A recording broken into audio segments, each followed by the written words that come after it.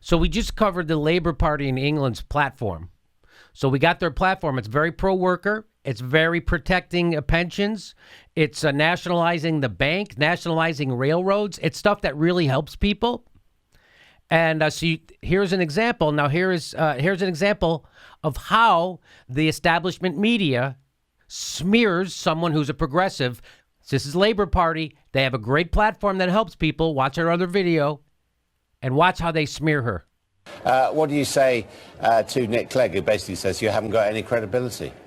Well, it's very sad, isn't it, that someone like Nick Clegg now has to start spewing out lies as the other parties are doing. What we're trying to do here today is have a campaign that is based on facts, that is genuinely looking at how we can benefit everybody in this country, and of course that is actually costed. So we're not coming out with vacant slogans as other people are doing. We're not name calling and trying to, smear people's personalities. We're looking at what benefits this country, and I'm very proud to do that.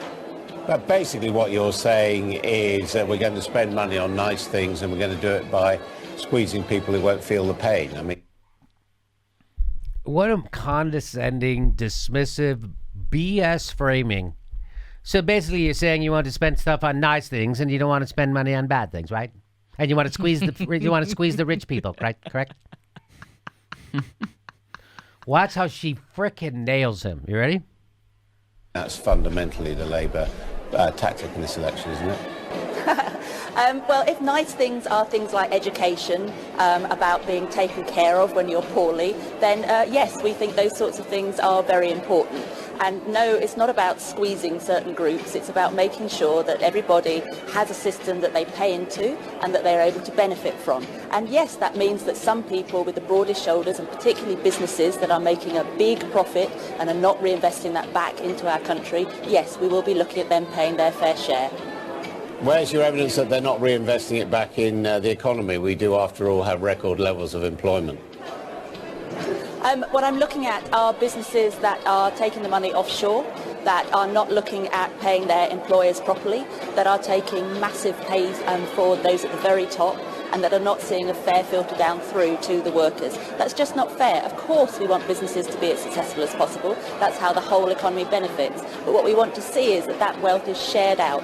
Because really, when you look at a business, they are using the infrastructure. They are benefiting from the education system we've got. So paying your fair share back in again, that seems very sensible to me. What we're trying to do here today is, rather than just doing the same old, rehashing policies that we've already got, we're actually trying to look at the bigger picture, see how do we move forward as a country. Post-Brexit, first of all, how do we get the best deal for Brexit, but post-Brexit, how do we become a really strong economic force? How do we maintain that position in the international market? That's what we're trying to do today. She is nailing this guy. She's nailing it. You want to spend money on good things. You mean good things like education? Yeah. Taking care of the poor? Yeah, that would be the good things. Yeah, we're going to spend that. Well, say the corporations don't pay their taxes, but they're employing a lot of people. She's nailing him. All right, here. No, he's got one last stupid thing to say. He's going to bring up identity politics.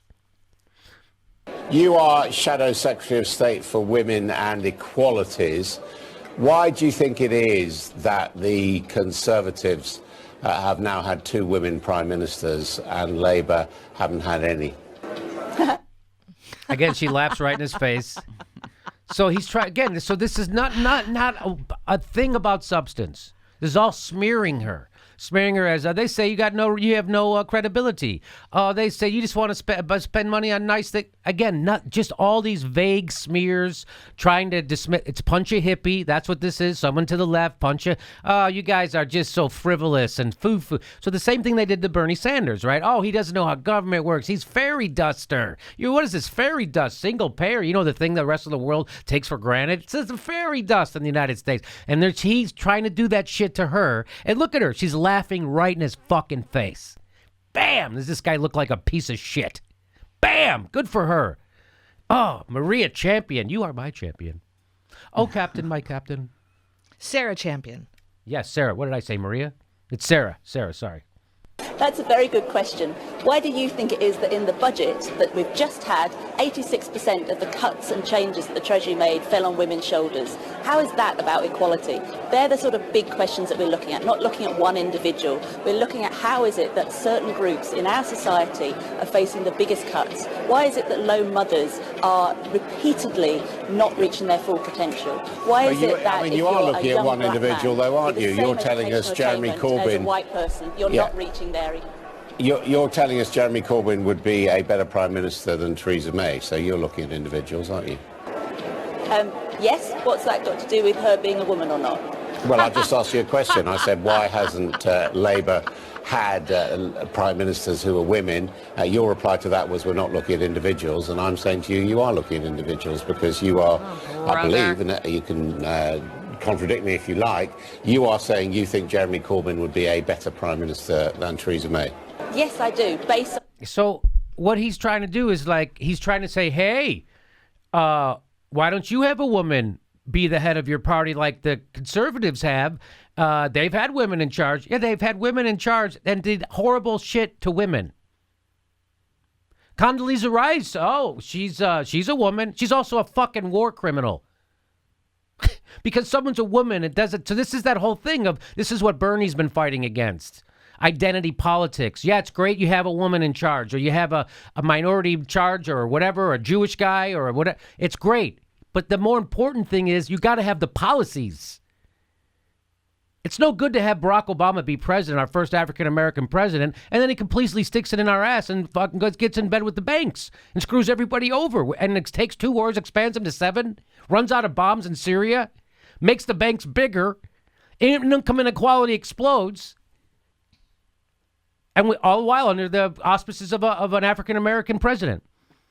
So it's got to be more than identity, and that's what he's trying to pigeonhole her. He's trying to box her in, and she's right in his face with it. What are you talking about? We vote on policy. Than Theresa May. Yes, I do, based on the fact of his policies, not on the fact that he's a man or a woman. I don't know why it is that the Tories need to be going for this name-calling and trying to denigrate someone on their personality. Take us on our policies. That's what this is about. This is what the British people understand. This isn't about name-calling. This is about who is going to do the most for all of our country, rather than just the privileged few. Take us on our policies. Yeah. Take us on our policies. That's what I want. I want you to take us on our policies. Take on the progressives on our policies. Because our policies are overwhelmingly popular. Single payer, overwhelmingly popular. Public option, overwhelmingly popular. Free college, ending the wars, overwhelmingly. Ending fracking. This is all no-brainer shit. And we can't get the Democrats to get half as close as the Labor Party is. The goddamn corporate Democrats are leading with their values, and their values are corporate money. Well, can we point out, this is what happens when you have a democratic experiment that has a couple things that we don't have. A, election seasons that aren't drawn out indefinitely, and B, more than 2 parties. Do you think any of those parties over in England would be able to afford someone like a Nancy Pelosi speaking for them? Do you think she could have handled that interview right there? I can't. I tell you. If we had it to Bill Raza, tabla rasa. Come on. I mean, we're capitalists, and I don't know. People don't want to change. I'm watching Sarah Champion, and I'm thinking to myself, if I went to like a town hall meeting and she was there, people are cheering. Yes. People probably carry her out above their heads, going, yes, let's have a better country. Let's invest in us. This has got to come to America.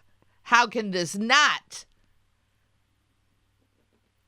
Yeah, and it was a well-prepared person that knew her answers, knew where she was going, didn't let herself be distracted or caught, she wasn't. He tried to derail her multiple times. It failed because, they want to compete. Because she stands for something. She stands for something, and they want to compete, so they got a good person up there that's ready. So that's what the corporate media does. That's their MSNBC interviewing Bernie Sanders. That's the MSNBC with Susan Sarandon. That's what that is.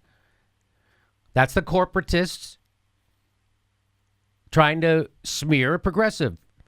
Except they met their match in this woman.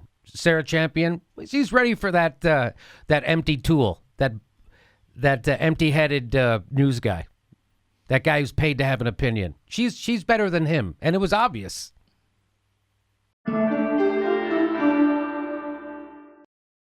The next live Jimmy Dore show in Burbank, California is May 22nd.